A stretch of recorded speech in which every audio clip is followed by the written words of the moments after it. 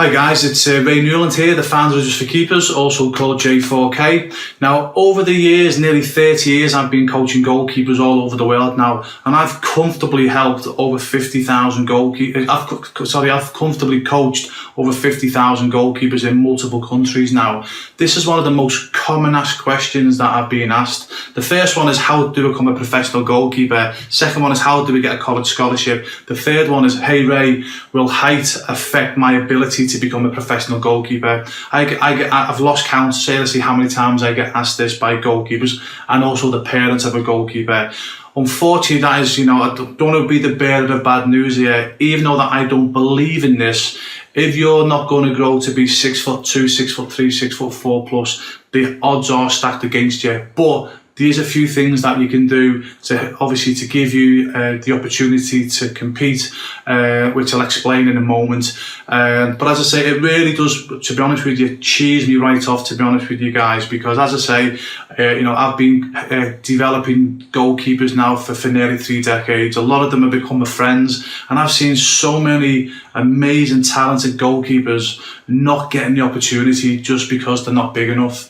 Now, I honestly believe if a goalkeeper is good enough, they're big enough. I'll say it again. I honestly believe if a goalkeeper is good enough, they're big enough. And it used to really annoy the pants off me when I would get a professional soccer club academy call me up and say, hey Ray, we need an under 12 goalkeeper for our academy. Have you got a good goalkeeper? And I go, yeah, listen, I've got someone who'd be absolutely ideal for you. Here's the goalkeeper. And then that coach would be saying to me, well, how big's that goalkeeper? How big's his mum and dad? How big's the third generation, the grandparents? How big's the cat? How big's seriously, just fascinated on the height. And I used to go, whoa, excuse me, you've asked me if I've got a goalkeeper good enough for your academy. This goalkeeper is good enough for your academy. Why are you asking me about the height? Now, again, as I say, it's really not the goalkeeping coach's fault, unfortunately, because again, for mums and dads and young goalkeepers who don't understand, in most professional soccer clubs, and even like colleges as well, there's a template how what the soccer club or the university or the college wants their goalkeeper to look like, in stature, in height, how they perform on the field, etc. And most goalkeeping coaches won't go away from that template because it's more than their job's worth. I'll explain what I mean by that. What happens is, if a goalkeeping coach brings in a goalkeeper and it fits the template that the soccer club or the college is asking him to fit, and that goalkeeper doesn't perform, that goalkeeping coach can say, hey, listen, that's the template you asked me to look for. Don't be blaming me. That's what you asked me to get. So they sort of sit on the fence because if a goalkeeping coach brings in a goalkeeper and takes a chance on that goalkeeper and it doesn't fit in the template what that club or college asked for, and that goalkeeper doesn't perform, well, then the fingers can get pointed at that goalkeeper coach. Hey, we knew this goalkeeper was too round, too tall, too small, too skinny, etc. So a lot of goalkeeping coaches, obviously, will only pick a goalkeeper to fit in with that template because they don't want to upset the status quo. Not saying all goalkeeping coaches will do that. I know an awful lot of goalkeeping coaches who if they think a goalkeeper is good enough, doesn't matter what height or what shape they are, they will give that goalkeeper a chance. But I'm telling you now, most goalkeeping coaches won't go away from that template because they don't want the finger pointing at them. So that's one of the main reasons, as I say, most young goalkeepers won't get an opportunity. But again, if you are a young goalkeeper or a parent of a young goalkeeper who is small, please don't give up hope. As I say, there is obviously many success stories where goalkeepers who have been under 6 foot, have gone on to obviously have professional careers in the game. Obviously, Fabian Barthez is one that sticks out to mind because he got the similar shaped haircuts and head to me. And obviously, I can't pronounce his name, is Casillas, from obviously the Spanish keeper. Obviously an amazing goalkeeper who wasn't obviously the biggest of keepers. So again, what can you do if you're not going to be 6'1", 6'2" plus? Obviously to give you a chance to obviously compete with those guys. As I say, I believe if you're good enough, you're big enough. But what you've got to do, you've got to work harder than the average. as a young goalkeeper myself, to be honest with you, I was probably behind my peers in terms of ability as a goalkeeper. But one thing I did is I worked 50 times harder than my competition. Hence the reason why I left most of them behind and I become a professional goalkeeper. So I'm a firm believer you need to do more than the average to achieve your dream of becoming a professional goalkeeper. And if you're going to be small, you've really got to do it above average. So don't think that you're not going to work hard and make it to the professional levels if you're going to be obviously under that template of obviously I've just been briefly speaking about. You're going to have to work incredibly hard. And put it this way, so let's say for example you're going to be 6 foot, 5'11", 6 foot, and you're competing with a goalkeeper who's 6'4", and that goalkeeper can leap 1 foot off the floor. If you develop yourself and train yourself to leap 3 foot off the floor, you're now obviously above that goalkeeper coming for a cross, if that makes sense, So just simple things like that. One of the first things you've got to get right is your state of mind. One of the most important things to help you become a professional goalkeeper will have a strong mindset. Now I can help with that. If you go to www.justforkeepers.net, click the country of your choice. I've got 3 videos there that helps you how to get a strong mindset. A strong mindset can beat ability quite a lot of the time. Obviously, you still need ability, but the first thing you've got to do is start getting belief in yourself. Very, very important. So you need to master having a strong mindset, and that will come with practice. So if you're underconfident now, or your child is underconfident, don't worry. Just the way you can develop your goal kicks, you can develop your mind as well. And that's something I love helping my goalkeeping students all over the world with. So go to my website and watch the videos for free. Again, I'll leave a link below the video here so you know where to go to get these videos.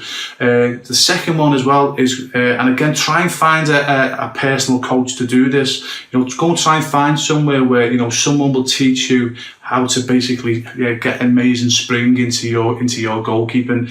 Whether it's, I can't pronounce it again, I get very tongue-tied. Is it a plyometric coach? It could be a gymnastic coach as well. That's one of the things I regret. I always said I'll go to the gymnastics, and I know a lot of professional goalkeepers who actually went to gymnastic classes and their agility was out of this world. So take up gymnastics, go somewhere where your spring is on another level. So if you can develop your mind, you can develop your spring, okay? Yeah. So again, you're coming for a cross and you're leaping 3 foot above, obviously, goalkeepers who are 2 or 3 inches bigger than you. You can dive top corner comfortably from the centre of your goal. That will give you the edge over someone who's 3 or 4 inches bigger than yourself. Also work on your distribution as well and your communication. Coaches now love distribution. So if you're a good distributor of the ball and you're a good communicator, that will get you seen as well. Also as well, not thankfully, but also as well, soccer's sort of changing at the moment now as well. So this actually might aid the smaller goalkeepers. When I played, it was quite a physical game, to be honest with you. So yeah, as a goalkeeper, you had to come and command your box because that's what the coach wanted, because it was all like Route 1 football, and you had to come and catch the ball. And there was very little protection for goalkeepers when I played. And over the years, as you probably know, soccer has sort of become like non-contact, to be honest with you. Me personally, it's getting boring, to be honest with you, but it's becoming non-contact. But that will aid, I believe, smaller goalkeepers as we move forward, because now when you watch a lot of soccer games, a goalkeeper's only got to come for a cross, and an opposing player's only got to be 2 inches away from the goalkeeper, and the referee will blow a foul. So for coming for crosses and all that, it's still obviously important. It's not as important as it was 5 years ago, 10 years ago, 20 years ago. So for the smaller goalkeepers, that hopefully might aid you guys, because as I say, soccer now is becoming more and more non-contact. I think it's losing that bite and the grit that soccer's obviously, where everyone's got a passion for, is that grit, but obviously time will tell with that. But I'm trying to have a bit of a recap, So if you're a goalkeeper and you're not going to fit into that template, you're not going to be 6'2" and built like Tarzan, get your mindset right. That's the first thing you need to do. Go and find a coach. And it won't be a goalkeeping coach, okay? A goalkeeping coach can help you obviously with your spring and give you certain exercises, but you need to go to someone that really understands the dynamics of obviously, getting that spring exploding, getting that explosive moves, into your game. So whether that's a gymnast, a plyometric coach, Ben, I probably said that wrong. I probably got tongue tied there. I'm sure you know what I mean.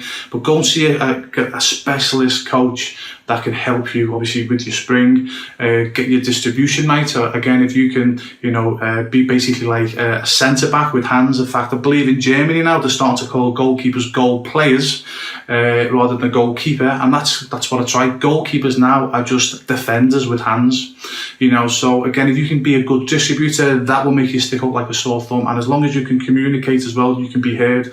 That will get you, seen as well. So the idea, so being a goalkeeper, a small goalkeeper, obviously it's about, as I say, being seen, but also, you're going to have to build on attributes for you to compete with the goalkeepers who are going to be bigger than you, if that makes sense.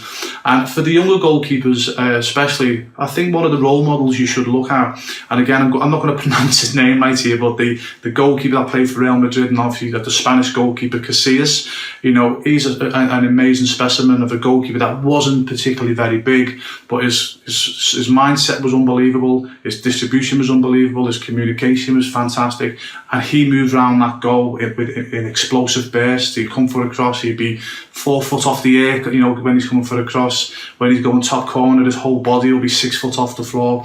So if you're a young goalkeeper or you're the parent of a goalkeeper, try go onto YouTube and see as much coverage as you can as Casillas. And if you can sort of work towards what he does, that'll be fantastic. That'll definitely help you. But word of warning, try not to be exactly, like Casillas, because you've got to still be yourself, okay? Because sometimes a lot of goalkeeping coaches make the mistake and try to sort of pigeonhole every one of their students into being the same goalkeeper, and that's not the case. Every goalkeeper is different. So yeah, emulate goalkeepers like Casillas, obviously from Spain, but you've always got to be conscious. You've got to be you. Okay, yeah. So I hope that tip helps, guys. Okay, yeah.